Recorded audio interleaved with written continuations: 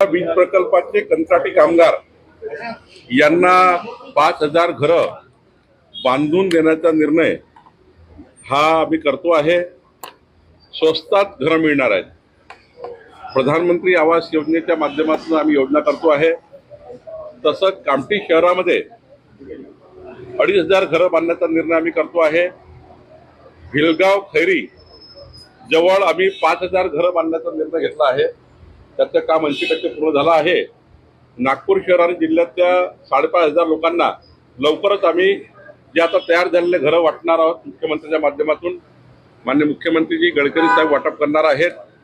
लवकरच नागपूर शहरामध्ये इस्लॉफ कॉलेज जवळ जी म्हाडाची इमारत आहे तिचं रिडेव्हलपमेंट करण्याचा निर्णय आम्ही घेतलेला आहे। आणि म्हाडाच्या माध्यमातून जेवढे शहरामध्ये अतिक्रमण आहे तेवढे काढून त्यांना सुद्धा घरं मिळाले पाहिजे याचाही आम्ही योजना तयार केली आहे। आता आपण जे झोपडपट्टीत लोक राहतात, जिथे जिथे लोक राहतात त्यांची यादी बनवणं सुरू झाली। आमच्या एनएमसी कमिशनरनं संपूर्ण नागपूर शहर जिल्ह्यामधले झोपडपट्टीत राहणाऱ्या लोकांना प्रधानमंत्री आवास योजनेचं घर देण्याचा निर्णय आम्ही घेतलेला आहे। कारण माननीय मुख्यमंत्र्यांनी 20 लाख घरं केंद्र सरकारकडनं मंजूर केले प्रधानमंत्री घरकुल योजनेमध्ये, आणि आता 10 लाख घरं पुन्हा माननीय मुख्यमंत्री केंद्र सरकारकडनं आणणार आहे। त्यामुळे 30 लाख घरं म्हणजे हा रेकॉर्ड आहे।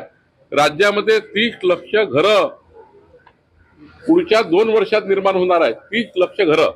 आणि माननीय मुख्यमंत्र्यांनी माननीय मोदीजी आणि माननीय आमचे शिवराज सिंग चौहानजी यांच्याकडनं हे मोठं पॅकेज महाराष्ट्राकरता आणलं, आणि त्यामध्ये नागपूर उपराजधानीमध्ये एकही घर आपल्या शेतमजुराचं, झोपडपट्टीत राहणाऱ्या लोकांचं शिल्लक राहणार आहे। सर्वांसाठी घरे या योजनेमध्ये आम्ही घरं वाटप करतोय।